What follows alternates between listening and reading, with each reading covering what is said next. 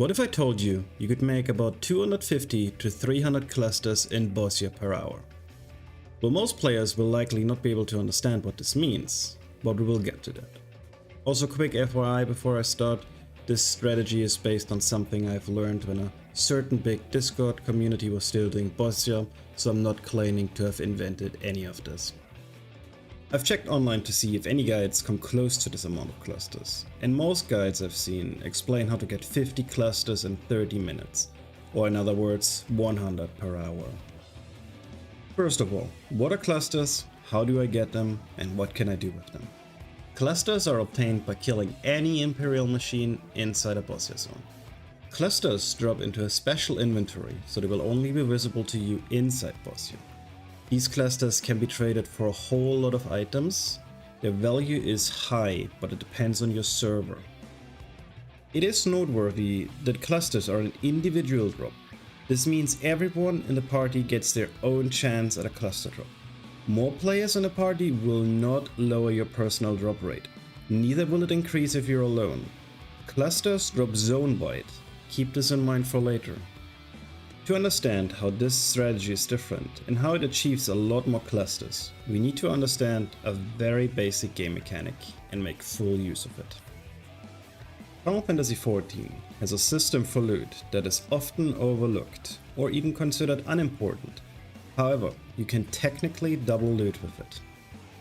If a person claims a monster, they will get full credit once this monster is slayed, even if all they did was just simply claim it. If a player outside the party deals significant damage, they will also receive loot. Each player's loot does not contest the other ones. I think you're now starting to understand how this type of farming is going to happen. We're going to farm clusters with 16 players in 2 groups of 8 players each that we're going to place in certain locations in a very specific setup. We're going to split our 16 players in 5 teams. Each team consists of 1 tank, 1 healer and 1 DPS. And this is where the magic happens. You build the teams in a way that the tank is not in the same party as the healer or the DPS. Once the camps are established, the tank will start to collect the correct monsters and run back to camp. The DPS and healer will simply wait in a location that is convenient. When the tank finishes the pull, jump off your mount just a little before you hit the DPS and the healer and use a self-heal. Using this self-heal will claim every monster that is currently chasing the tank. The tank has now won loot for party number 1. Now the 3 players will AoE down the mobs. This should, unless your healer and DPS are doing very little damage, win them loot for party number 2. As clusters drop zone-wide, this team of 3 players has now managed to give all 16 players a chance for clusters, no matter their location in the zone. You can optimize this further. Here are some things that I find very beneficial, but they are by no means hard requirements. Tanks, Warrior Reigns Supreme. Self-heals and inner release that is basically up on every single pull, alongside with Vengeance, unique counter stance, is just incredible. Slap Deep Essence of the Bloodsucker on them, this gives them even more self-heal and increases their damage further. They're basically immortal. Healer, White Mage wins here. Holy stuns everything, making healing the already nearly immortal tank even less of an issue. Between pulls, use Soulless to get your Blood Lily up. Bonus points if you use Lost Burst at least once per pull. This will increase all machines' damage taken by 10%. Deep Essence of the Ether Weaver will also nearly double your damage. DPS. As a caster who fell in love with Lost Player Star, I'm very biased towards this. Black Mage is insane for speed kills. Use Umbral Soul between pulls to keep Enochian ticking to give you Xenoglossy stacks.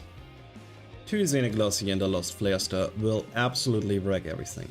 Deep Essence of the Skirmisher is a good bet here. Or use Ordained.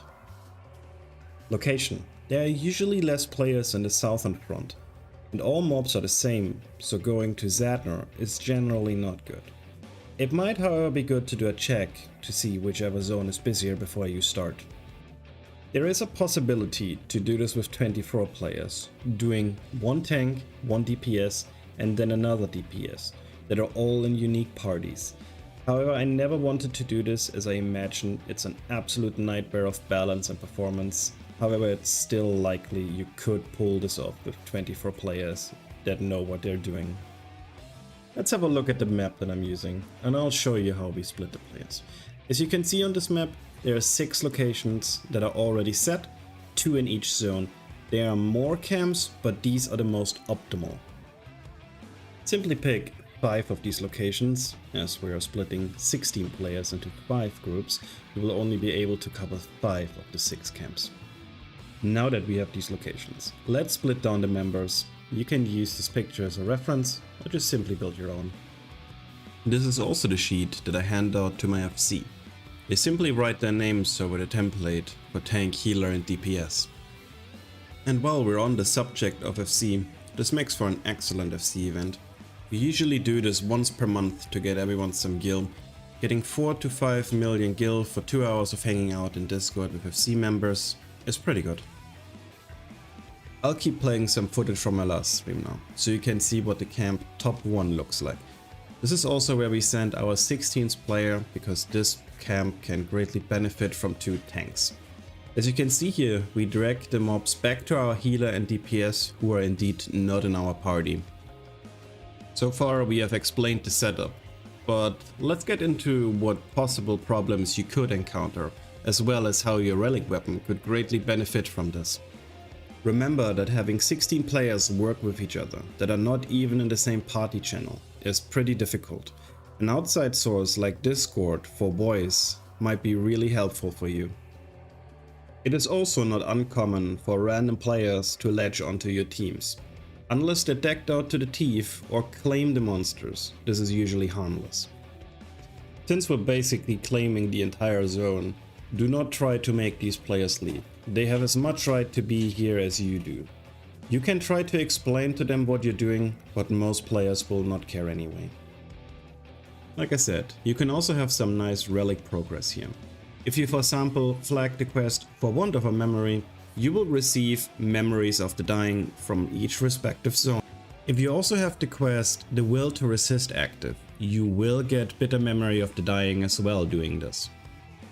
While doing this for 2 hours, we managed to obtain the following items: 520 clusters, 21 Tortured Memory of the Dying, 53 Sorrowful Memory of the Dying, 55 Harrowing Memory of the Dying, 20 Bitter Memory of the Dying, this is however just an estimate since I did not have the quest active, 144 Fragments of Awakening, 8 Fragments of Support, 16 Fragments of Compassion, and 14 Fragments of Care. I believe this will sum up everything you need to know about how to optimize your cluster farms. Remember to work smart, not hard. As this is my first guide and I only just recently began looking into how to edit these videos, I'm sorry for the quality of this guide. But please let me know if you managed to pull off this strat using this guide. If you like what you saw, consider liking and subscribing. Thank you so much for watching.